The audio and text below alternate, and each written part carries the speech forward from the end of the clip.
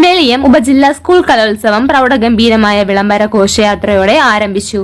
ഇന്നു രാവിലെ 9:30 മീയണ്ണൂർ ജംഗ്ഷനിൽ നിന്ന് ആരംഭിച്ച വിളംബര ഘോഷയാത്ര NCC, scouts and guides, naval NCC, SPC എന്നിവർക്കൊപ്പം സ്കൂൾ ബാൻഡ് മേളത്തോടെ കൊട്ടറ ശങ്കരമംഗലം സ്കൂൾ ഓഡിറ്റോറിയത്തിൽ എത്തിച്ചേർന്നു. തുടർന്ന് നടന്ന പൊതുസമ്മേളനം ചാത്തന്നൂർ MLA GS ജയലാൽ ഉദ്ഘാടനം ചെയ്തു. പൂയപ്പള്ളി പഞ്ചായത്ത് പ്രസിഡന്റ് S മായ അധ്യക്ഷത വഹിച്ചു. Higher secondary principal Suma Abraham സ്വാഗതം ആശംസിച്ചു. കലാമത്സരങ്ങളുടെ ഉദ്ഘാടനം Kottarakkara block panchayat president A Abhilash നിർവഹിച്ചു.